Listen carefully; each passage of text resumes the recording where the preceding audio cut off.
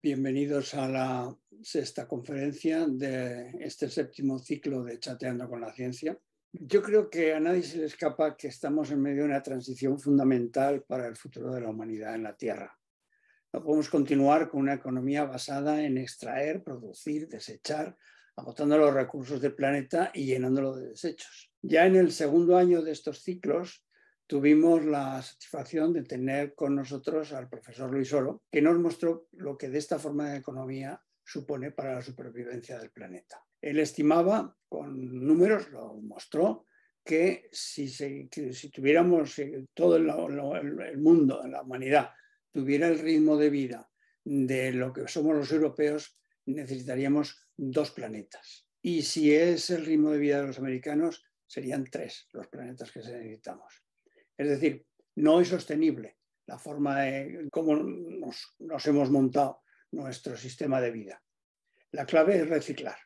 Es decir, hay que convertir los desechos en recursos pasando de una economía lineal a una economía circular. Para hablarnos de este cambio de paradigma que ya está teniendo lugar en procesos industriales y del papel que juega la química en ello, tenemos hoy el honor y la satisfacción de contar con el profesor José María Fraile, un invitado de lujo que ha accedido a introducirnos en este mundo de la economía circular.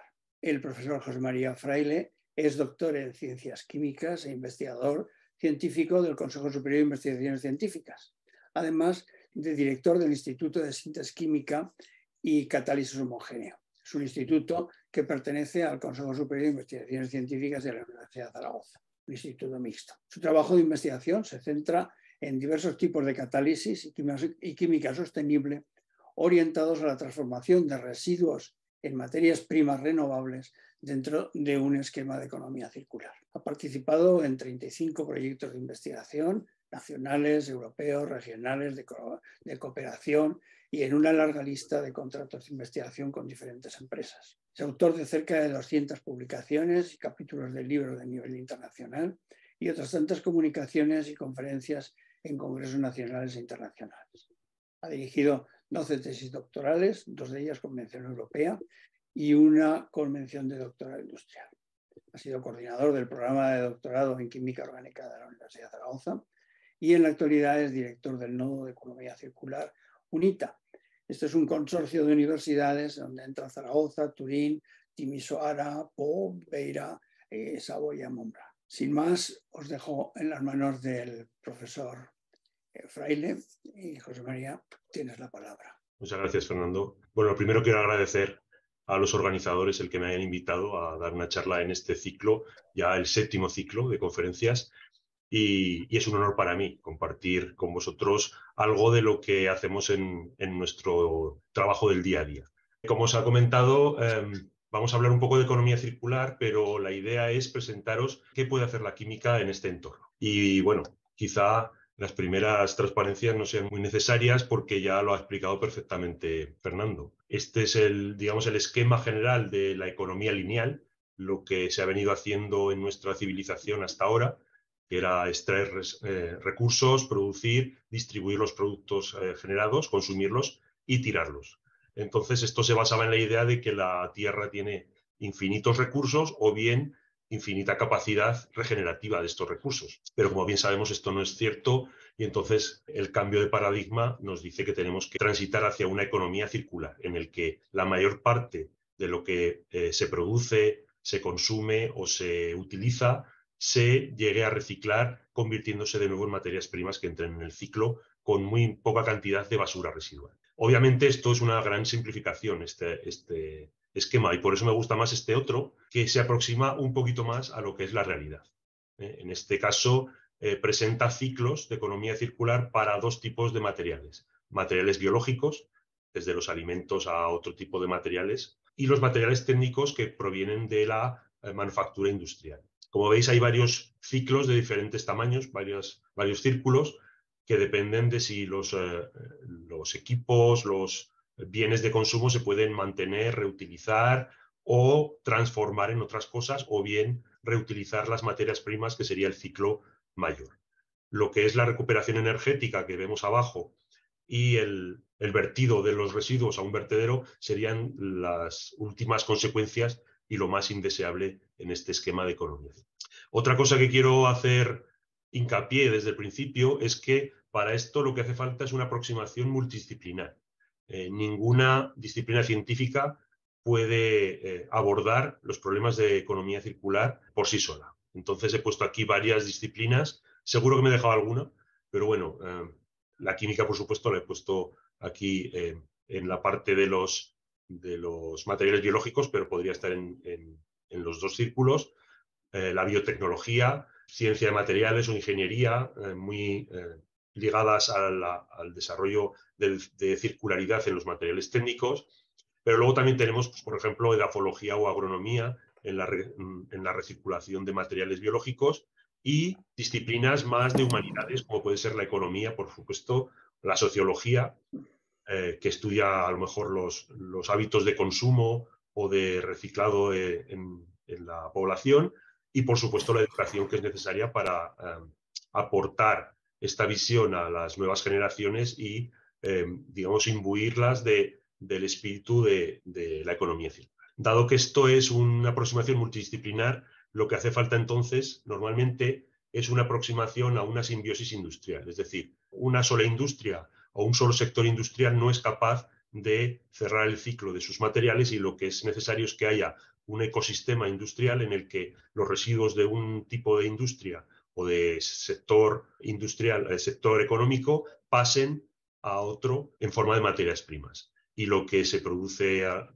por ejemplo, en temas de energéticos, sirvan a otras para alimentarlas. Esto es muy importante y en España todavía no está excesivamente desarrollado, mientras que otros países como Francia, por ejemplo, nos llevan bastante ventaja en este sentido. Entonces, después de esta introducción, mi intención era presentaros dos grandes proyectos en los que estamos trabajando en mi laboratorio sobre dos temáticas relacionadas con este tema. El primero de ellos es la transformación de residuos de la producción de lindano, que son proyectos que están patrocinados, financiados por el Gobierno de Aragón, en concreto el Departamento de Agricultura, Ganadería y Medio Ambiente, debido a los problemas medioambientales que esto conlleva. Aunque supongo que muchos o todos habréis oído hablar del lindano, posiblemente muchos no sabréis exactamente lo que es, y por eso voy a hacer una pequeña introducción de dónde viene el problema del lindano. En primer lugar, os presento las moléculas de hexaclorociclohexanos. Son 8 isómeros de moléculas que tienen 6 átomos de carbono unidos en un ciclo, y cada uno de ellos tiene un enlace con un átomo de cloro en verde y un enlace con un átomo de hidrógeno. Entonces, estos isómeros se basan en las diferentes distribuciones de estos sustituyentes en posición relativa de uno a otro, y los denominamos estereoisómeros porque solo se diferencian en la disposición espacial de estos grupos. Estas mezclas de estereoisómeros son las que se utilizaban en un principio para la fabricación de insecticidas, pero tenían varios problemas: el mal olor y que tenían un bajo poder insecticida. Y esto se solucionó en un principio demostrando que el único isómero que tenía este poder insecticida era el gamma hexaclorociclohexano, que es el que se denomina realmente lindano. Aquí hay unas noticias de los años 50 en la que se habla de una victoria contra las plagas de insectos, avances de la industria española, porque se había conseguido separar este isómero del resto, generando insecticidas mucho más eficientes. Este es un ejemplo, por ejemplo, de un insecticida de una marca que nos sonará a todos y que llevaba DDT y lindano. ¿En qué nos concierne esto a nosotros? En Aragón, pues que la producción de lindano se concentró en una fábrica en Sabiñánigo, en concreto la planta de Inquinosa, que está en esta situación, a unos 15 metros del embalse de Sabiñánigo. Y estos son anuncios de la prensa de los años 80, donde se anunciaba precisamente el lindano, destacando que era el isómero gamma del hexaclorociclohexano. En esta planta se produjo y se formuló el lindano entre los años 75 y 89, y a partir del 89 lo que se hacía era importar la materia prima y formularla aquí, hasta el año 92. ¿Cómo se producía el lindano? Pues se producía a partir de dos moléculas, el benceno y el clorogas. Mediante una reacción fotoquímica con radiación ultravioleta se conseguía la mezcla de todos los isómeros del hexaclorociclohexano. Si se conseguía una mezcla, lo que quiere decir es que había que efectuar una separación, y esta se hacía mediante una extracción del lindano con metanol como disolvente y después se producía una filtración. En esta filtración obteníamos la disolución del lindano en metanol y los residuos sólidos de hexaclorociclohexanos, es decir, del resto de isómeros que no nos servían como insecticida. Y después esta disolución se pasaba a una columna de destilación.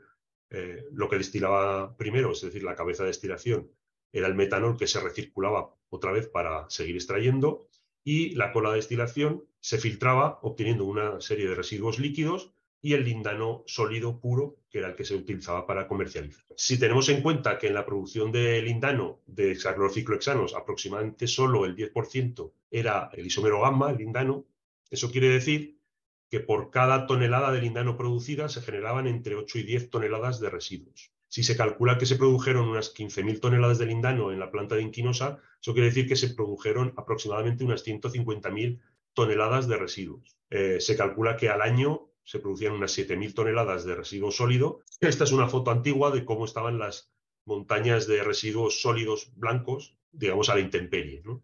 También tengo que decir que esto no era privativo de la planta de Inquinosa. Hay imágenes parecidas en el País Vasco, por ejemplo, de vacas pastando alrededor de montañas de residuos de lindano, y imágenes muy parecidas a estas de hace un año, 2 o 3, en países como Azerbaiyán o Uzbekistán. Es decir, esto es un problema generalizado en todo el mundo. Bueno, y además de estas 7.000 toneladas al año de residuos sólidos, se producían entre 300 y 600 toneladas al año de residuos líquidos. ¿Dónde tenemos ahora estos residuos? Bueno, pues en primer lugar, estos son las ruinas de la antigua fábrica, que por supuesto están contaminadas, por lo tanto no se puede desmantelar así como así, sino que necesita un plan de descontaminación, o bien antes o bien en el momento del desmantelamiento. En los primeros años los residuos se vertían al vertedero de Sardas, pero era un vertedero genérico de todo tipo de residuos del polígono industrial de Sabiñánigo. Por lo tanto, aquí había una mezcla de todo tipo de residuos, y lo que se hizo fue taparlo, confinarlo, tenerlo vigilado, pero se está intentando hacer pruebas de eliminación de los residuos, pero de momento eso lo que se hace es controlar. Y la mayor parte de los residuos pasaron a un vertedero propio, el de Bailín. Esta es una foto aérea donde se enseñan, digamos, las diferentes partes y las diferentes actuaciones, porque es preciso digamos, un trabajo muy exhaustivo de control de vertidos de agua, de escorrentías de lluvia, etcétera, etcétera. Aquí marca el antiguo vertedero que está aquí, y esta es la nueva celda donde se guardan los residuos sólidos, pero para que os hagáis una idea del tamaño, esto es una foto de cuando se estaba construyendo. Ya veis el tamaño, eso es una excavadora de tamaño excavadora. Entonces todo esto hay que sellarlo muy bien, impermeabilizarlo, etcétera, etcétera, se depositan los residuos, se tapa y se sella. Es decir, esto es como si fuera un búnker, un cofre sellado para que no haya pérdidas de residuos al medio ambiente. La conclusión es que hay aproximadamente unas 800.000 toneladas de suelos contaminados en diferentes zonas, hasta un máximo de 150.000 toneladas de residuos sólidos que estarían aquí principalmente, y unas 2.500 toneladas de residuos líquidos. Con los suelos contaminados, lo que hay que hacer es una remediación, es decir, una destrucción in situ de esos residuos para convertirlos en algo inicuo, o bien la extracción y destrucción una vez extraídos. Pero con esta cantidad de residuos sólidos, que realmente son compuestos relativamente puros, lo ideal es buscar un método de valorización, es decir, meterlos como materia prima en un proceso de transformación y que nos permita transformarlos en algo útil para otro tipo de procesos industriales. Y esto es un poco en lo que estamos trabajando. Los objetivos de nuestro trabajo sería el desarrollo de metodologías simples, eficientes y medioambientalmente benignas, y por supuesto de bajo coste, para la transformación y valorización de residuos de producción de lindano. Y entonces estas son un poco las actividades en las que estamos involucrados: ensayos con compuestos puros, ensayos con muestras reales y adaptación de las condiciones encontradas para esos compuestos puros, y después la evolución a procedimientos tándem o procedimientos alternativos por métodos, digamos, no tradicionales. Y la última fase sería el escalado y estudio de viabilidad, a lo que todavía no hemos llegado. Bueno, entonces ahora voy a entrar un poco en el campo de la química. Habrá gente que estará más familiarizada que otra, pero bueno, espero que sea suficientemente ligero como para que más o menos se entienda. He querido poner aquí una transparencia para indicar un poco la complejidad de la composición de los residuos sólidos. Recordemos que son 8 los isómeros de hexaclorociclohexanos que se producían, y esto es un cromatograma de gases en el que vemos los 8 isómeros, de los que tenemos identificados solo 5. Los otros 3 están sin identificar, pero son minoritarios. ¿Pero qué más hay? Pues hay también hexaclorociclohexenos, que serían isómeros de esta molécula, en la que hay aquí un doble enlace, que no había en estas otras, de pentaclorociclohexenos, es decir, hemos perdido un cloro y se ha generado ese doble enlace, y también hay pequeñas cantidades de compuestos aromáticos, tetraclorobencenos, triclorobencenos, diclorobencenos y clorobenceno. Es decir, son mezclas relativamente complicadas. ¿Cuál era el planteamiento del trabajo de transformación? Bueno, si he puesto la molécula de gamma simplemente como molécula tipo de los hexaclorociclohexanos, pero la idea sería, por un lado, una reacción típica de los libros de química orgánica, que sería la sustitución nucleófila, transformando los cloros en grupos hidroxilos. Estas moléculas son de la familia del inositol, es decir, incluso podríamos acabar transformando sustancias tóxicas en sustancias que son casi aditivos alimentarios. Sin embargo, nuestras primeras exploraciones nos indicaron que esta reacción no es evidente, no llegamos a ningún resultado interesante, y por eso fuimos a la reacción, digamos, que es competitiva con la sustitución, que es la eliminación, en este caso deshidrocloración. ¿Qué hacemos con eso? Pues tratar esta molécula con una base y eliminar 3 de los cloros, generando mezclas de triclorobencenos. A partir de aquí, ¿qué podemos hacer? Pues podemos considerar 2 opciones. O bien condensarlos en reacciones de homoacoplamiento para obtener polifelinenos, que son materiales poliméricos interesantes para diferentes aplicaciones. Esta es una reacción que prácticamente no era conocida, con lo cual revestía una dificultad importante, y la reacción más fácil a priori sería la hidrodescloración. Esto parece un trabalenguas, pero realmente son las maneras en las que los químicos orgánicos intentamos identificar las reacciones. En este caso, mediante un dador de hidrógeno, lo que hacemos es sustituir estos cloros por hidrógenos y obtenemos la molécula de benceno, que, si recordáis, era la molécula de la que se había partido en su momento para la síntesis de los hexaclorociclohexanos. Es decir, hubiéramos cerrado el ciclo obtendríamos aquí la molécula de partida inicial del proceso. Para que os hagáis una idea sobre todo los que no son químicos y a lo mejor no están familiarizados, ¿cómo se estudian este tipo de reacciones? Pues tenemos que ser conscientes de qué camino de reacción sigue el proceso. En este caso, necesitamos aplicar una base que produce una primera eliminación para los pentaclorociclohexenos que hemos visto antes, y a partir de aquí es donde se producen las 2 siguientes eliminaciones para dar las mezclas de triclorobencenos. ¿Qué hay que estudiar? Pues el tipo de base. Hemos estudiado, aquí he puesto solo unas pocas, la cantidad que necesitamos.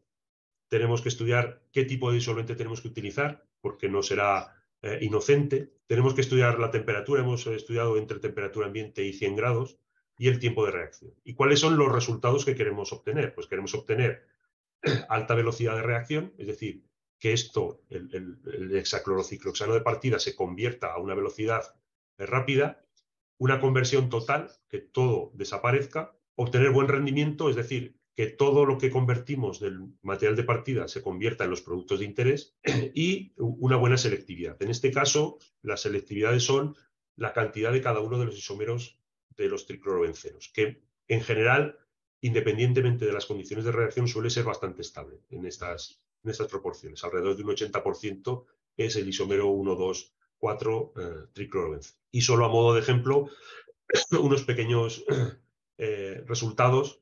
En este caso, por ejemplo, la utilización de diferentes bases. Vemos como el carbonato de cesio es el más eficaz en etanol, con el hidróxido de sodio ligeramente menos eficaz, y ya por debajo están la tritilamina y los otros carbonatos diferentes del de cesio. O el efecto que tiene el disolvente. En este caso, en las eliminaciones con hidróxido de sodio, vemos que el isopropanol es el más eficaz, con un resultado ligeramente mejor que el de etanol, pero otros como el glicerol o el tetrahidrofurano son mucho menos eficaces por problemas de viscosidad, problemas de solubilidad de la base, etc. O sea que hay, digamos que son parámetros que tienen relación entre ellos, y hay que encontrar la combinación correcta de de tipo de base, tipo de disolvente, temperatura, tiempo de reacción, etc. Después de estudiar esos eran resultados con el gamma, había que hacer un estudio comparativo de cada uno de ellos, porque realmente todos están presentes en los residuos de producción. Y, como se puede comprobar aquí, hicimos la comparación entre los isómeros alfa, beta, delta y gamma, en el que se comprobaba que el beta era mucho menos reactivo, es decir, va a ser el isómero más problemático de todos, mientras que en la mezcla de isómeros obteníamos un resultado bastante bueno porque la composición era baja en isómero beta, pero en los residuos bajaba la conversión debido precisamente a la presencia de este isómero menos reactivo. Este sería un poco la imagen global de lo que es la transformación de los residuos, donde tenemos las mezclas de hexaclorociclohexanos fundamentalmente y de hexaclorociclohexenos. Aplicamos la base, en este caso hidróxido de sodio, con el disolvente, isopropanol o etanol, y una base, y nos genera una mezcla de tricloros y de tetraclorobencenos. Este es a partir de aquí lo que obtenemos son tetraclorobencenos, y cloruro sódico como único subproducto adicional. El mejor resultado que tenemos hasta ahora es de un 74% de rendimiento a triclorobencenos, 21 a tetraclorobencenos, y con estas selectividades, estas proporciones son parecidas a las que hemos visto antes, y curiosamente aquí obtenemos solamente dos de los posibles isómeros, el 1, 2, 3, 5 y el 1, 2, 3, 4 tetraclorobencenos. Y por supuesto, nos queda este 5% de isómero beta sin reaccionar, con lo cual eso quiere decir que vamos a tener que aplicar unas condiciones más fuertes y exigentes para conseguir transformar todo este isómero que queda ahí, porque nos interesa una conversión total. En la hidrodescloración lo que hemos hecho es estudiar fundamentalmente este isómero del triclobenceno, porque es el más abundante en la reacción, y de nuevo hay que estudiar toda una serie de factores, el agente de transferencia de hidrógeno, el disolvente, la base y el catalizador. Hemos usado dos tipos de catalizadores de paladio. También unos pocos resultados para mostrar el efecto que tiene el dador de hidrógeno. Los alcoholes son malos dadores para esta reacción, mientras que el hidrógeno es mucho mejor, pero tiene que estar en combinación con un disolvente alcohólico, porque si no, los resultados son también bastante pobres. Y también hay un efecto importantísimo de la base. Vemos aquí de nuevo que el hidróxido de sodio, el carbonato de cesio y la tritilamina son los más eficaces. En conclusión, en las condiciones óptimas hemos conseguido llegar a un 100% de rendimiento a benceno en menos de 30 minutos con un catalizador de paladio que es reciclable y reutilizable un cierto número de veces, lo que es también muy importante ya que no es un metal barato. Pero claro, para hacer un proceso lo más fácilmente aplicable a escala industrial es interesante intentar hacerlo en tándem, es decir, partir directamente de la mezcla de hexacloro o ciclohexanos, añadir la base, el catalizador, el disolvente, el dador de hidrógeno, y estos serían intermedios que no aislamos y obtendríamos directamente benceno. Hemos llegado a conseguir un 100% de rendimiento en 1 hora a partir del isómero gamma. Esto está muy bien. Y el proceso que hay que seguir después es el de filtración para recuperar el catalizador y volverlo a utilizar. Y después la mezcla de reacción se pasa a una destilación donde obtenemos benceno puro por un lado, recuperamos el disolvente, etanol, isopropanol, el que sea, para volverlo a utilizar aquí, y el único subproducto que obtendríamos sería el cloruro de sodio.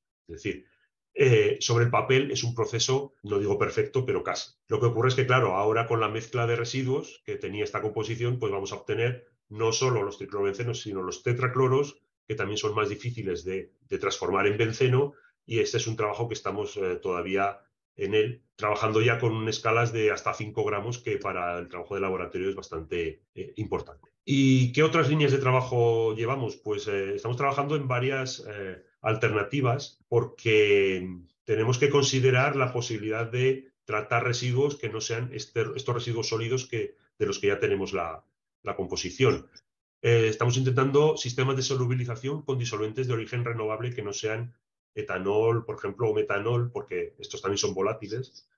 Y en este caso estamos utilizando disolventes derivados de glicerol, con los que trabajamos para otras aplicaciones y que de momento están dando muy buenos resultados para extracción de disolución de hexaclorociclohexanos, algo que es muy importante en el caso de tener tierras contaminadas, donde tenemos que extraerlo a un medio líquido para poderlo transformar después. Y si os acordáis, uno de los objetivos del proyecto era las reacciones de homoacoplamiento. Pues entre estudios de la bibliografía y nuestra propia experiencia, hemos comprobado que en la reacción de hidrodescloración, es decir, que sería el eje vertical, la transformación de los triclorobencenos a bencenos, cambiando las condiciones, el disolvente, etcétera, podemos obtener cantidades importantes de homoacoplamiento. ¿Qué es el homoacoplamiento? Pues a partir de triclorobencenos obtenemos bifenilos clorados, que también se pueden hidrodesclorar hasta bifenilos. Estos se pueden acoplar a su vez entre sí para dar terfenilos clorados, que también se pueden hidrodesclorar para dar terfenilos, y así sucesivamente. Claro, son reacciones competitivas y la cinética de estos procesos tan complicados es muy difícil de entender. De momento estamos llegando a obtener mezclas de bifenilos, terfenilos y moléculas con 4 fenilos, pero nuestro objetivo sería favorecer esta polimerización para obtener polifenilenos, que es lo que hemos comentado anteriormente, minimizando las reacciones de hidrodescloración de los bencenos. Y por último, estamos también trabajando en colaboración con el grupo del profesor Luis Angurel en el tratamiento de este tipo de residuos en hornos láser, porque esto nos puede permitir hacer transformaciones muy rápidas y todavía no sabemos muy bien qué es lo que nos vamos a encontrar. Si vamos a encontrar reacciones análogas a las que vemos en los procesos convencionales o si vamos a encontrar transformación de estos grupos aromáticos en estructuras de tipo grafítico o de otro tipo de materiales carbonosos, que también podrían ser materiales muy interesantes para aplicaciones posteriores. El segundo conjunto de proyectos que me gustaría enseñaros y que es totalmente diferente al anterior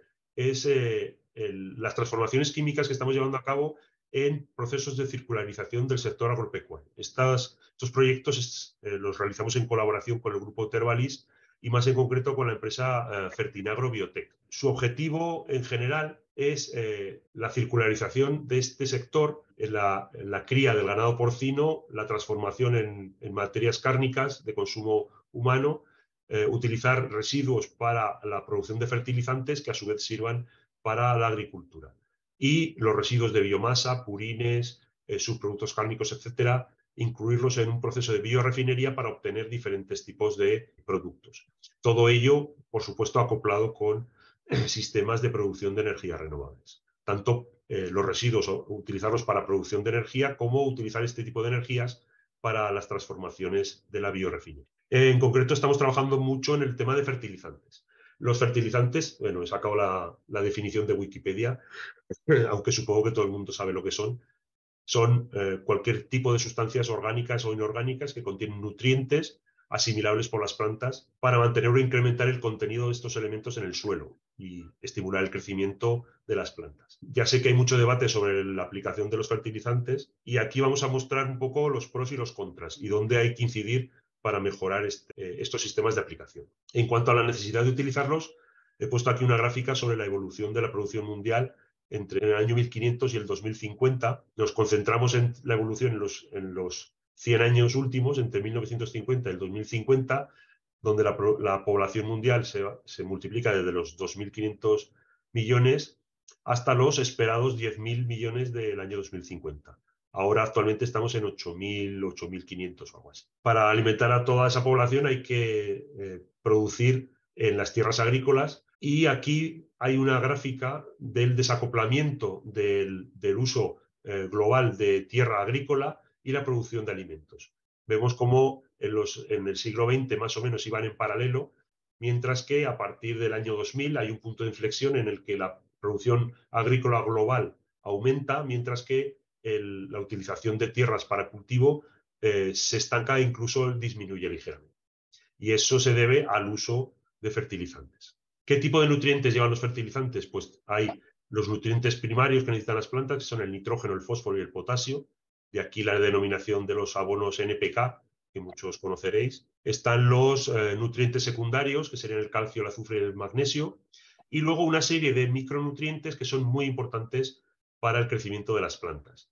Hay un par de no metales, como el cloro o el boro, y luego hay una serie de metales como el molibdeno, el hierro, el cobre, el zinc o el manganeso. Todos ellos hay que aplicarlos en pequeñas cantidades y adaptados, como el resto de nutrientes, al tipo de planta que se quiere hacer crecer, al tipo de suelo, no solo la composición química, sino también la composición en cuanto a sus microorganismos, que son muy importantes para el crecimiento de las plantas, y también el modo de aplicación del fertilizante. El nitrógeno, porque en muchos casos se habla del fósforo y del potasio como elementos importantes, pero en muchos casos se olvida el nitrógeno, como uno de los elementos cruciales para el crecimiento de las plantas. Hace poco hubo una reunión, un evento sobre precisamente fertilizantes, en el que escuché una conferencia muy interesante sobre el aprovechamiento del nitrógeno en el mundo. Y del artículo del autor de esa conferencia he extraído unas gráficas que son muy ilustrativas de cómo se aprovecha el nitrógeno en la fertilización. Estos son curvas del total de nitrógeno aportado al campo en kilogramos de nitrógeno por hectárea y año, y estos son el rendimiento de nitrógeno proteico por hectárea y año y la evolución de estos indicadores entre el año 1961 y el año 2009. Están así distribuidos los puntos en colores. Digamos, la línea de puntos sería la producción 100%, es decir, el 100% del nitrógeno se aprovecha para la producción de proteína. Y vemos cómo en países como China se produce un aumento de la fertilización regular a lo largo del tiempo, aumenta la cantidad de nitrógeno que se aporta al campo y, sin embargo, hay una reducción del rendimiento. No se mejora la fertilización prácticamente por el aumento del nitrógeno. Hay países en el que se produce un punto de inflexión y sí que se produce una mejora en cuanto a la fertilización al aumentar la cantidad de nitrógeno aportado. Hay otros países, normalmente países europeos, países desarrollados, en los que se mantiene una fertilización estable. Vemos como desde probablemente los años 80 a la actualidad, prácticamente no hay aumento de la cantidad de nitrógeno que se aporta al campo y se produce un aumento del rendimiento de proteína por hectárea. Eso quiere decir que se está mejorando el proceso de fertilización. Y luego el último ejemplo son países donde hay una fertilización irregular. Hay muy baja, vemos que esta escala es solo de 0 a 100, mientras que en China, por ejemplo, era de 0 a 400, y no hay una tendencia regular. Incluso hay veces en las que los puntos pasan al otro lado de la recta. Esto quiere decir que es lo que se llama una minería de nitrógeno del campo, es decir, está extrayendo el nitrógeno que había presente en el suelo en mayor cantidad del que se ha aportado en la fertilización. Y el resultado global en el mundo es que solo el 47% del nitrógeno que se añade al suelo se convierte en productos agrícolas. ¿Qué pasa con el resto? Pues el resto produce un problema importante medioambiental, que es la eutrofización. Esta es una foto de satélite del mar Caspio y vemos aquí una zona de este color verde que es donde se produce este fenómeno de la eutrofización. ¿En qué consiste? Bueno, pues que el exceso de nutrientes aportados al suelo es arrastrado por las aguas de los ríos. Aquí en este caso este es el Volga, que arrastra todo el exceso de fertilizantes que se utilizan en todas las tierras de cultivo de alrededor. Este exceso de nutrientes hace que las plantas crezcan de manera desmesurada, tanto las subacuáticas como las de superficie, y en este caso son algas. Las algas crecen encima de la superficie, no dejan pasar la luz del sol, no dejan pasar el oxígeno, las plantas subacuáticas mueren, se pudren, aún falta más oxígeno, y entonces se produce el fenómeno de anoxia, es decir, el agua no tiene oxígeno y se produce la muerte del ecosistema. Esto es lo que vimos no hace mucho en el Mar Menor. ¿Esto es un problema generalizado? Pues más de lo que nos pensamos. Esta es un mapa de zonas vulnerables en España a la contaminación con nitratos. Todas las zonas en rosa son zonas vulnerables a la contaminación. Si nos parecen muchas, hay que tener en cuenta que este mapa, si lo vemos en la zona de Centro Europa, en Alemania, Holanda, Bélgica, etcétera, es mucho peor. Hay muchísimas más zonas y con una contaminación de nitratos mucho peor que aquí.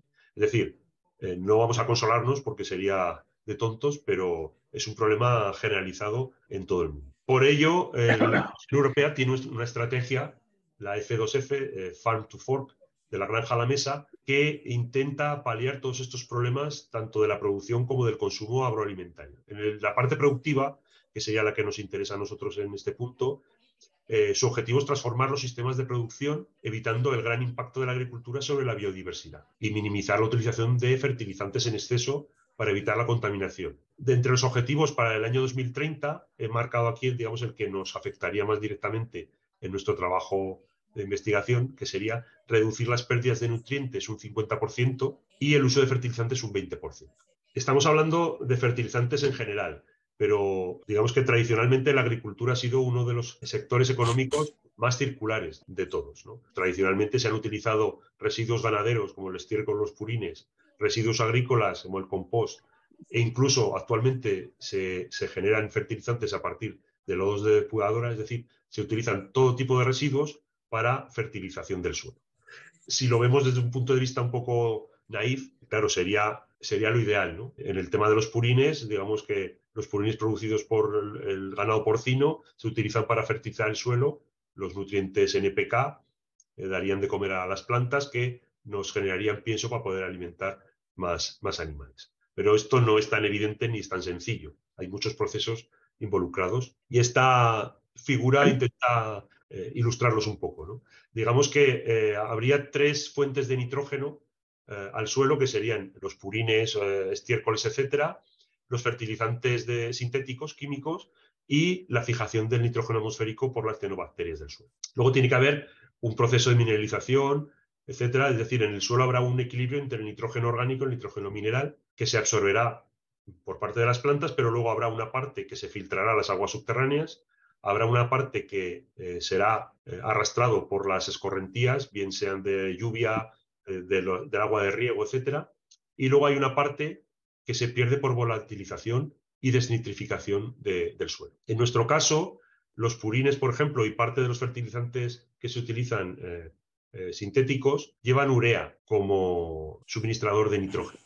Entonces, por acción de las ureasas que están presentes en los purines, por ejemplo en las balsas, mientras se está dejando fermentar el purín para poderlo utilizar, estas ureasas están actuando y lo que hacen es eliminar buena parte de la urea, generando amoníaco que se emite a la atmósfera. Esto también pasa en las propias granjas, es decir, buena parte del olor proviene de este amoníaco que se expulsa a la atmósfera. Entonces, uno de los objetivos de nuestro trabajo es mejorar la circularidad del ciclo de nitrógeno de los purines. ¿Cómo? Pues aplicando inhibidores de la actividad ureasa que nos permitan evitar la emisión de amoníaco y obtener purines con mayor contenido de nitrógeno. Como he comentado al principio de la charla, este tipo de proyectos tienen que tener una naturaleza multidisciplinar, porque si no sería imposible llevarlos a cabo. En este caso, colaboramos con una parte importante de biotecnología, ya que se ha descubierto que un tipo de levaduras producen extractos naturales con actividad para la inhibición de la ureasa. ¿Cuál es el papel nuestro como químicos? Pues en primer punto, hacer un análisis cualitativo, es decir, identificar qué especies hay presentes en este extracto para intentar identificar cuáles son las que producen la inhibición de la actividad ureasa. Para que os hagáis una idea, este es un cromatograma de cromatografía líquida con detección por espectrometría de masas, donde se ven que hay multitud de compuestos en el extracto totalmente desconocidos hasta ahora. Es decir, de momento solo sabemos que hay muchos compuestos. Pero el trabajo multidisciplinar exige un feedback. Es decir, tenemos que aportar información a los biotecnólogos para que ellos hagan un nuevo desarrollo y nos aporten nuevos inputs para los químicos. ¿Cómo hacemos esto? Pues desarrollando sistemas de fraccionamiento de estos extractos. Es decir, nosotros separamos esos extractos en fracciones que tienen diferente composición según vemos en los cromatogramas y se los suministramos a los biotecnólogos para que determinen la actividad inhibidora de cada una de esas fracciones e intentar correlacionar esa actividad con algunos de esos compuestos presentes en las diferentes fracciones. Y después ellos lo que intentan hacer es optimizar el proceso de fermentación de esas levaduras para obtener extractos más ricos en esos compuestos que tienen esa actividad. Por otro lado, hay unas hipótesis de trabajo que consideran cuáles son las posibles moléculas inhibidoras presentes en esos extractos. Entonces, lo que nosotros tenemos que hacer es llevar a cabo una síntesis química para precisamente probar esas moléculas y comprobar su actividad inhibidora, ya que no se han descrito en la literatura científica. En concreto, trabajamos en esta molécula que tiene el nombre tan curioso de ácido pulcherrimínico, que si la estudiamos con detalle vemos que es una molécula simétrica que tiene 2 partes idénticas, que puede provenir a partir de este dímero de la L-leucina. Tenemos que desarrollar una síntesis a partir de leucina, producir su dímero y después producir las transformaciones químicas necesarias para convertir este ciclo en este otro. De hecho, ya lo hemos hecho y ahora están en proceso de estudio de actividad inhibidora tanto del ácido pulcherrimínico final como del dímero cíclico de la leucina para comprobar su actividad. A la vez, estamos haciendo un análisis cuantitativo, ya que los hemos detectado en los extractos, es decir, es cierto que están presentes en esos extractos, y ahora que los tenemos puros podemos hacer un análisis cuantitativo para determinar la cantidad que hay presente en esos extractos. Pero además, este proyecto es mucho mayor que todo esto, es decir, nosotros estamos en la parte inicial donde tenemos que desarrollar estos purines con mayor contenido de nitrógeno, pero estamos en colaboración con veterinarios, ya que la reducción de emisión de amoníaco esperamos que genere efectos positivos en la salud y el bienestar de los animales de la granja. A la vez, con los expertos en ciencia y tecnología de alimentos, porque esperamos que esta mejora de salud y bienestar mejoren también la calidad de la carne producida.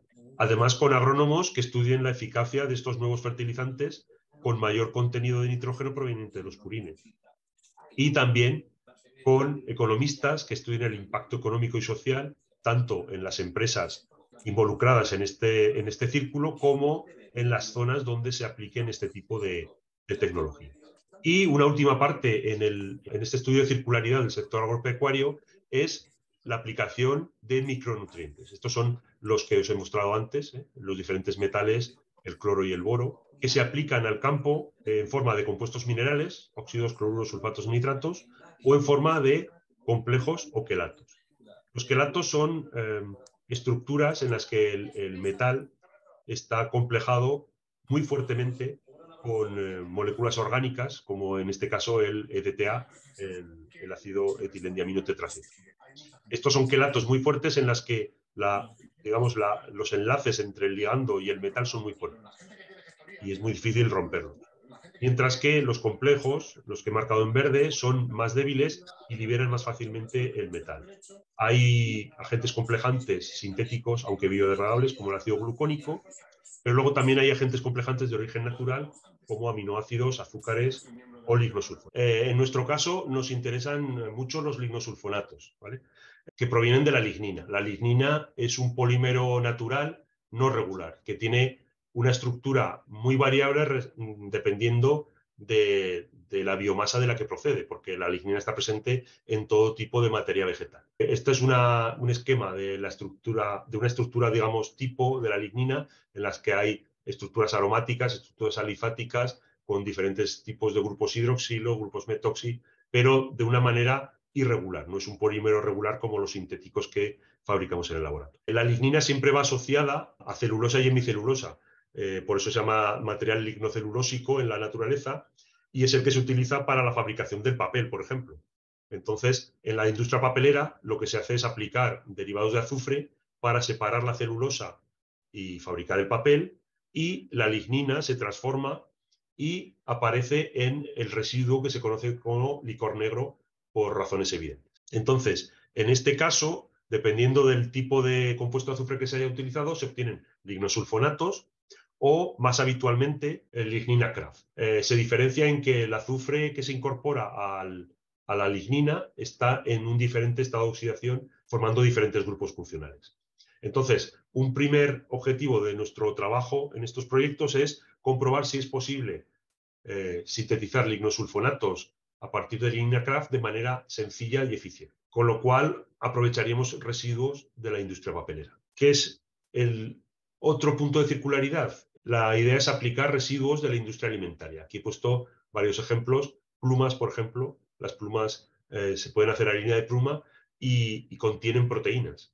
La sangre que se desecha también contiene proteínas, o los restos de matadero que también la tienen. ¿Qué hacemos con ello? Pues podemos hacer hidrolizados de proteínas, que son mezclas de aminoácidos con cantidades variables de algunas otras sustancias de origen natural. ¿Y con esto qué queremos hacer? Como hemos puesto antes, otro de los grupos complejantes naturales son aminoácidos. Entonces, nuestra intención es combinar estos hidrolizados de proteínas con los lignosulfonatos que hemos obtenido de los residuos de papelera para obtener lignoderivados modificados y ensayarlos en cuanto a sus propiedades complejantes para diferentes cationes, diferentes metales útiles como micronutrientes para el campo. ¿De dónde los sacamos? Pues la idea es sacarlos de aquí, de las pilas alcalinas usadas, gastadas. ¿Por qué? Pues porque si vemos la estructura y la composición de una pila, tiene un cátodo de dióxido de manganeso y un ánodo de zinc. Ambos son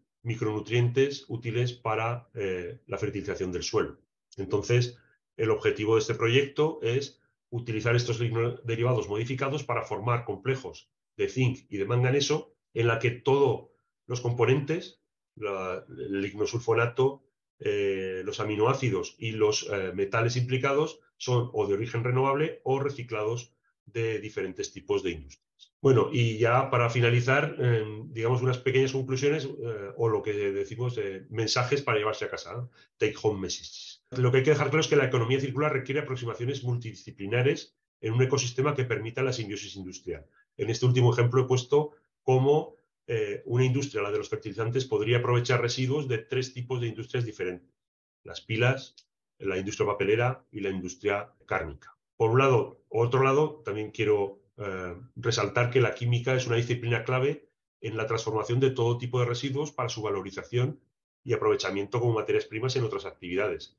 Aquí he puesto ejemplos de la transformación del lindano, la transformación de los las ligninas Kraft, los residuos proteicos y los residuos de pilas. El aprovechamiento de residuos sólidos de la producción de lindano es un objetivo global. Ya he comentado que es un problema generalizado en muchos países y el valor excede del meramente económico. Es decir, la idea es valorizar esos residuos y obtener algo útil.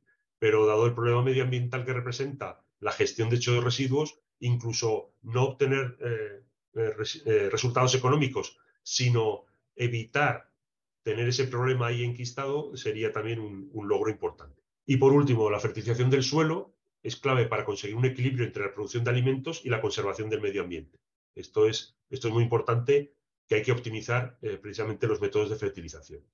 Este es un sector económico que puede servir de cauce para el aprovechamiento de residuos de muy distintos orígenes, como ya he mostrado en estas últimas transparencias. Y bueno, nada más. Espero no haberos aburrido mucho y que lo que os he contado sea de interés para vosotros.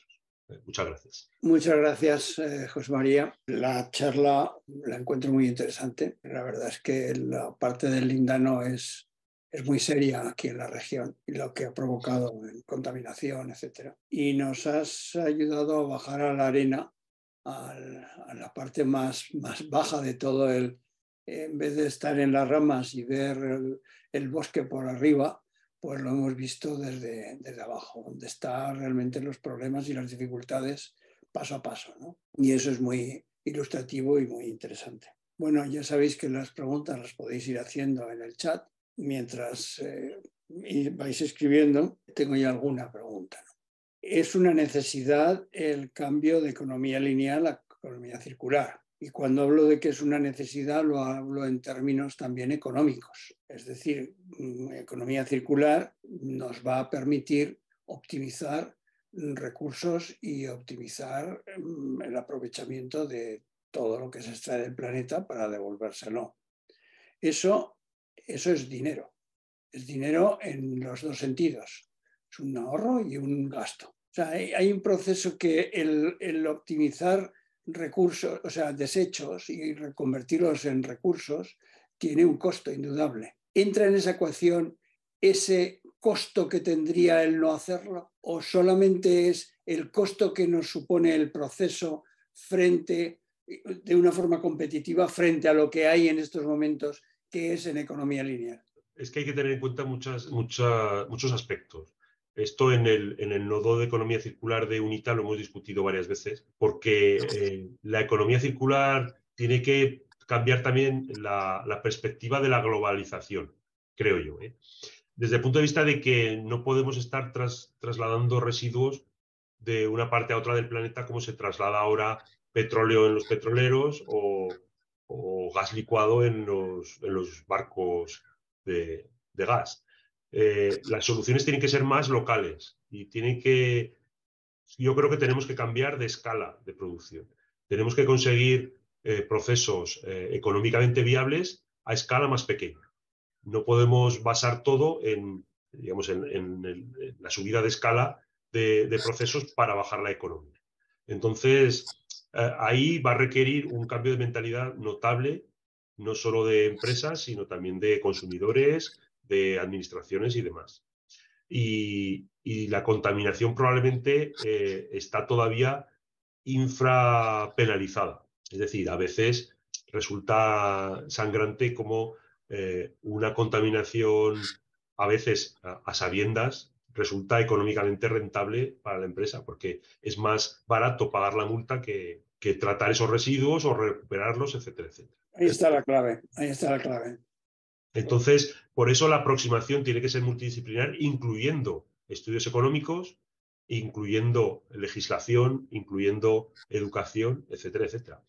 Y los consumidores deberíamos tener también mucha más información de cómo se producen las cosas, de qué implica eso, si traer algo desde la otra parte del mundo sigue saliendo más barato que producirlo aquí, a lo mejor estamos haciendo algo mal. Entonces yo creo que la economía circular no solo se basa en pensar, bueno, vamos a reciclar todo esto, porque el reciclado no puede ser en la otra parte del mundo. No podemos estar transportando residuos vegetales a 800 kilómetros de donde se producen, porque no saldría rentable. Entonces, no saldría rentable ni en economía, ni en contaminación, ni nada por el estilo. No puedes, tienes que meter todo en la ecuación. Entonces, los estudios de viabilidad y de economía de todo esto, de implicaciones económicas, son complejos. Son muy complejos y requiere gente especializada para poder, digamos, poner en valor el trabajo que se hace en este tipo de aproximaciones. Está claro, está claro. He visto que en Lindano estáis en una fase muy de laboratorio. Claro, cuando hablamos de una fase de laboratorio estamos hablando de una fase de miligramos o máximo gramos, pero cuando se trata de vaciar aquellos depósitos de toneladas de Lindano, estamos hablando de una fase industrial. Hay que escalar. Y cuando estudiáis todas estas reacciones en la fase de laboratorio, estáis con un pie en mirando el escalado, porque a veces, y no es infrecuente, un trabajo de reacciones de laboratorio pues chocan con la factibilidad del proceso industrial. El escalado no es, la química no es lineal, no vale multiplicar por 10.000 y que las cosas sigan funcionando igual. ¿Eso lo estáis estudiando a la vez o cómo está? A ver, en parte sí, pero hasta donde llegan nuestras posibilidades. Digamos que el objetivo para este año 2023 es poder llegar a escala de decenas o como mucho 100 gramos. Eso ya para nosotros es un poco el límite superior. El pasar de ahí tendría que ser ya con ayuda especializada y reactores de mayor tamaño. Y luego hay que tener en cuenta también que el proceso tiene que estar muy bien optimizado para que en el vertedero se atrevan a abrir y remover todo aquello, porque la apertura de una cámara como la que hay en Bailín requiere digamos, una logística importante. E incluso en este encuentro que hubo un encuentro sobre pesticidas y sobre todo del lindano aquí en Zaragoza hace poco, y ahí sobre todo se hablaba de remediación de suelos, de aguas, etc. Y hablaron de un caso de un terreno donde había habido un vertedero que para poder descontaminar el suelo, primero tuvieron que hacer toda una carpa enorme para cubrirlo todo, rodearlo de hormigón, para empezar a mover aquello, todo el mundo trabajando con trajes de protección para que no saliera nada al aire. Entonces, claro, no es decir, abro y remuevo, eso no se puede hacer. Entonces, por eso, esto es un trabajo de años, va a requerir años, estamos con un ojo puesto ahí, pero va a ser complicado. Sí, pero luego está el proceso industrial, ¿eh? Claro. O sea, que tú tú desarrollas una reacción en laboratorio que te da un 98% de rendimiento y resulta que cuando lo metes en una cuba de reacción de 10.000 litros, pues ahí no te funciona igual. Sí, sí, eso es evidente. Y entonces ahí, ya te digo, en ese caso, a ver, lo que estamos intentando es hacer procesos a escala de laboratorio lo más simples posible. Yeah. Porque luego son mucho más fácilmente escalables y mucho más fácilmente controlables en una escala mayor. Pero sí, tenemos un ojo puesto ahí. Lo que pasa es que con nuestras limitaciones, desde el punto de vista de que trabajamos en laboratorio químico, no trabajamos en laboratorio de planta piloto. Eso Bueno, probablemente requerirá que colaboremos con gente que nos pueda aportar conocimientos en ingeniería de procesos. claro, ahí es que yo creo que tendríais que tener integrado a alguien que pueda ir, más que nada por optimización de vuestros tiempos, ¿no? Sí, sí. Porque puede uno meter en una línea que no tiene salida. Y Sí, sí. no tiene salida, vosotros lo desconocéis porque no sois industriales, pero un químico industrial pues puede serle muy evidente. Determinado catalizador no se puede usar o determinada, en fin, miles de cosas que yo Sí, tampoco... sobre todo en el caso de los catalizadores que utilizamos, que son catalizadores sólidos, claro, a nivel de laboratorio se utilizan catalizadores en polvo que se filtran muy fácilmente y ya está. Pero a nivel industrial eso no se puede utilizar, o sea, hay que utilizar en pellets o en otro tipo de forma que sean fácilmente no filtrables y no separables del medio. Mira, ya van llegando comentarios, aplausos también. Es el problema de las, yo siempre lo digo, de las conferencias, videoconferencias estas que no se aplaude al final y que te dejan un poco en el aire, ¿no?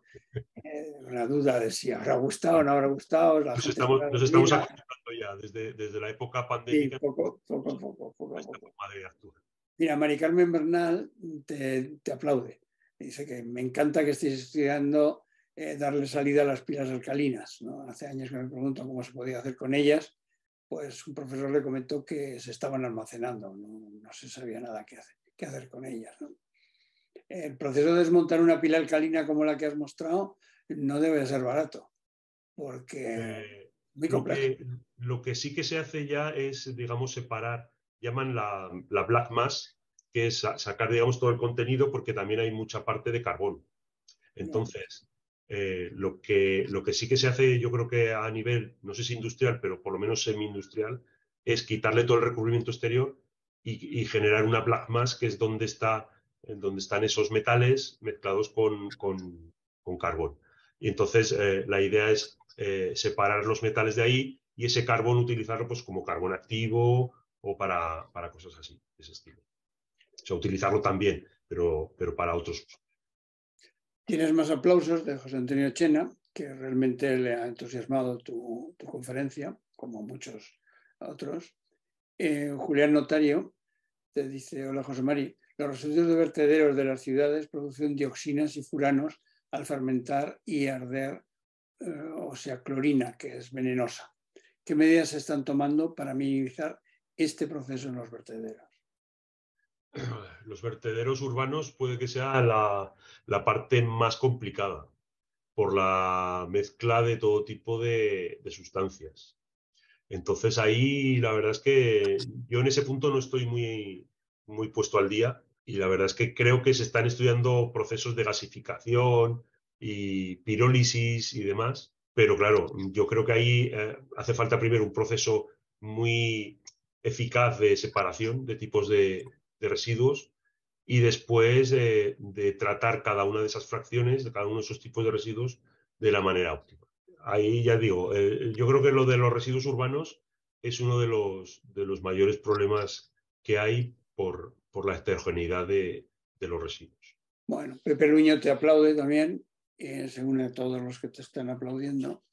Y Ana Francisco te dice, muchas gracias, muy interesante. La búsqueda de soluciones por parte de la química y otras disciplinas plantea varias preguntas, ¿no? La primera, en el planteamiento de los ensayos han recopilado experiencias de fertilizantes tradicionales locales. Dos, la ciencia básica de reacciones químicas sigue siendo fundamental en la resolución de problemas medioambientales. Bueno, puedo seguir o si quieres puedes ir contestando. A ver, el trabajo con los fertilizantes es en colaboración con una empresa que los fabrica. Es decir, lo que va a comprobar es la diferencia entre los que ya fabrica y los mejorados con los procesos que vamos a ayudar nosotros a generar. En ese sentido, la comparación va a ser inmediata. Es decir, ellos están muy interesados en que eso funcione bien.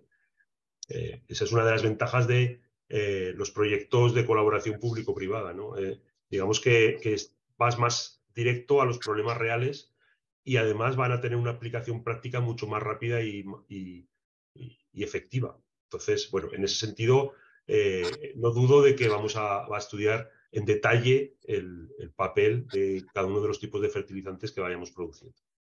Respecto al papel de la química, evidentemente la química básica seguirá siendo importante porque toda transformación que hagamos sobre residuos o sobre lo que sea, se basa en las transformaciones que conocemos de otro tipo de reacciones y tenemos que conocer su mecanismo a ser posible, porque eso nos ayuda a mejorarlas, a cambiar los reactivos, porque claro, aquí si estamos transformando residuos, lo que tenemos que hacer es transformarlos de la manera más sostenible posible, es decir, no utilizar reactivos peligrosos, no utilizar reactivos contaminantes, etcétera, etcétera. O sea, tenemos digamos que la economía circular en cuanto al papel de la química tiene que volver a la química lo más sencilla posible o lo más selectiva posible para que no compliquemos de nuevo todo este tipo de procesos que tienen que ser, ya digo, lo más sencillos posible.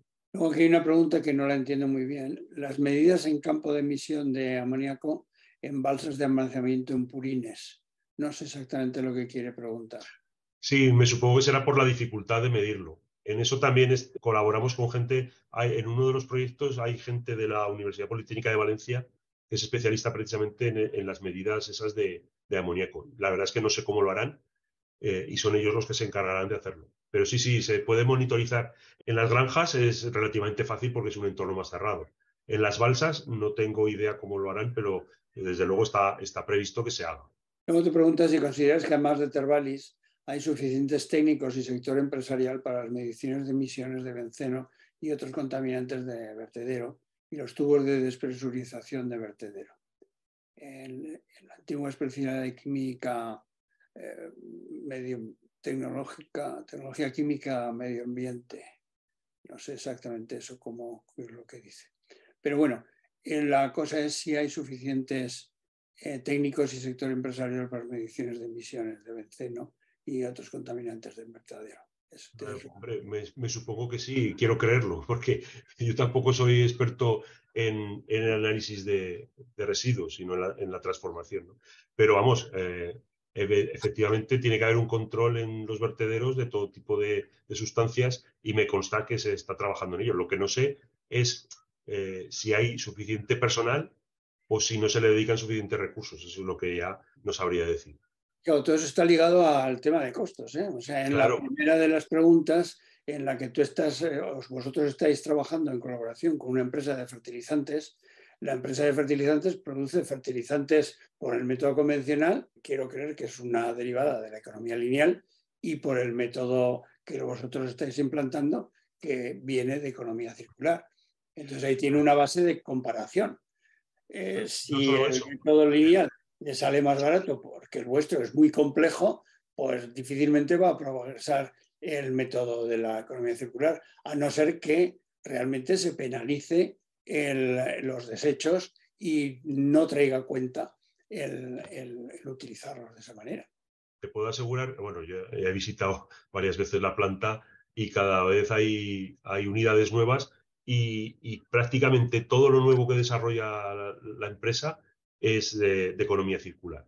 Porque, por ejemplo, el fosfato que se utiliza para fertilizante, digamos, parte de la empresa está asociada con los productores de fosfato de Marruecos. Hay una compañía muy importante en Marruecos que es la que controla la producción de fosfatos mineros y sin embargo lo que están haciendo es reciclar huesos de matadero que a fin de cuentas es apatito, hidroxiapatito, es fosfato. Entonces, una gran parte del fósforo que incluyen en los fertilizantes proviene ya de economía circular. Y los hidrolizados de proteínas no son solo para lo que he puesto yo, lo están haciendo ya y están utilizando los aminoácidos para, para aplicarlos en fertilizantes porque también son una fuente de nitrógeno. O sea, Entonces, para ellos estos procesos de economía circular son un nicho de mercado actual, o sea que es interesante. sí, sí, sí. A ver, las empresas en muchos casos ya eran las primeras interesadas en este tipo de aprovechamientos, porque, claro, lo que he comentado al principio, el problema es el coste, por ejemplo, de transporte. El residuo no se puede transportar muy lejos porque cuesta más el combustible que el propio residuo, ¿no? O lo que sacas de él. Entonces, eh, si consigues establecer una simbiosis en la zona, o en un radio de X kilómetros, lo que sea, no sé, eso supongo que los economistas han estudiado cuál es la zona rentable. El conseguir establecer esa simbiosis con productores de diferentes tipos para aprovechar esos residuos e incorporarlos en tu proceso, pues la empresa está encantada, porque seguro que le sale más barato que, Claro, la materia prima le sale gratis. claro, Si prácticamente. no es que le da un recurso, porque un matadero puede hasta pagar, porque le quitan la Claro, por eso. Es que incluso puede ser una nueva fuente económica para la empresa. Eso es. Bueno, pues no sé si hay más preguntas. Una que me ha venido a mí a la cabeza al principio de tu conferencia es, bien, pues ya tenemos los residuos. Ya veo que los residuos, o vamos, está muy claro, los residuos son de su padre y de su madre. Es decir, que pueden ser huesos, pueden ser cueros, o pueden ser, bueno, purines, en fin. Has mencionado una buena lista de residuos, pero puede ser eterna, ¿no? Ya lo tenemos esto. Ahora hay que reciclar esto. ¿Por dónde empezamos? O sea, es decir, creo que se necesita un buen caudal de investigación básica para empezar, porque Claro, no es pero evidente. toda transformación tiene que ir orientada al uso final que se le vaya a dar. O Claro, sea, evidente. Sí, sí, sí. sobre una misma materia residual se pueden hacer muchos tipos de transformaciones diferentes según la aplicación a la que se vayan a dedicar. Entonces, digamos que eso implica un concepto de biorefinería de residuos, llamémoslo así, ¿no? Sí, En la que es lo mismo que el petróleo. El petróleo se fracciona y se transforma en diferentes cosas para diferentes aplicaciones. Pues con un residuo debería ser algo parecido. Eh, Se fracciona en las partes en las que se quiera separar, cada una de ellas se transforma en cosas diferentes y se utiliza para aplicaciones diferentes al final. Entonces, digamos, hay un concepto de biorefinería como transformación de biomasa, digamos, de materia prima nueva, pero casi tendríamos que ir también al concepto de refinería de residuo. claro, es que no es lo mismo, porque una refinería de petróleo tiene una materia prima que es única. Entonces, pues, bueno, le sacan partido, es más evidente, ¿no? El partido que se le puede A ver, sacar. es más evidente ahora, pero no te creas que tanto, porque el crudo que sale de un pozo en Nigeria no es el mismo que sale en Venezuela ni el que sale en Arabia Saudí. Entonces, dependiendo del origen, lleva una composición muy diferente y sobre todo, por ejemplo, compuestos azufrados. El hecho de digamos, se encuentran pozos de petróleo, sigue habiendo petróleo, pero normalmente lo que se está viendo es que se encuentra petróleo cada vez de peor calidad. Por ejemplo, cada vez lleva más azufre y cada vez es más difícil quitar los compuestos de azufre para que no expulsarlos a la atmósfera en forma de lluvia ácida, ¿no? Entonces, es cierto que el petróleo parece una cosa más homogénea, pero también tiene sus peculiaridades y hay que adaptar los procesos a la materia prima que obtienes. Entonces, bueno, pero sí que es cierto que la biorefinería, tanto de materias primas renovables como la refinería de residuos, es muchísimo más complicada en cuanto a concepto y en cuanto a diseño. O sea pero hay que ir hacia ahí, no nos queda otra. Muy bien, José Mari. Pues oye, yo creo que ya no hay más preguntas. Te llegan aplausos de gente que ha disfrutado de la conferencia. Me alegro, para eso estaba pensada. Sí, no, yo creo que ha sido muy ilustrativa, algo diferente a las habituales, porque ha sido a la base, al problema de base de salida, y eso pues no siempre se ve. Te cuentan la de economía circular y te lo cuentan desde arriba. Necesitamos 3 planetas para mantener el nivel de vida que llevamos, pero eso a la hora de la verdad, en la letra pequeña, no te dice nada, no te hace ver nada. Y tu conferencia, por lo que nos ha dado, es letra pequeña. Lo que también quiero resaltar es que no habrá soluciones únicas. Es decir, nosotros estamos trabajando en 2 temas, en 3, digamos, si dividimos el segundo, pero esos temas sirven para lo que sirven y nos darán conocimiento quizá aplicable para otras cosas, pero no son soluciones que probablemente se puedan aplicar en todas partes. Claro. Entonces, lo que exige la economía circular es adaptación de los métodos de estudio y de las aplicaciones a las zonas. Por eso la geografía económica es muy importante, a las zonas, a la actividad que hay en cada zona.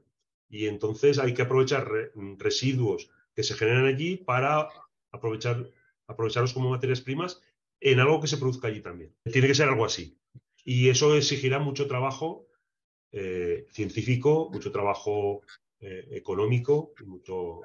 Es lo que decías tú en algún momento, la regionalización de la economía, ¿no? Versus la globalización.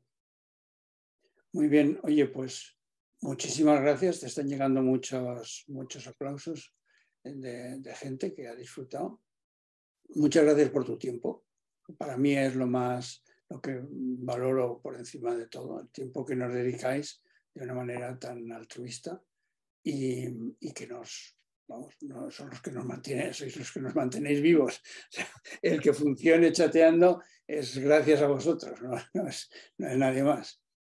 Y yo quiero anunciaros a todos los que estáis todavía, que todavía hay bastantes, en la próxima conferencia. La próxima conferencia nos iremos al mundo de la alimentación.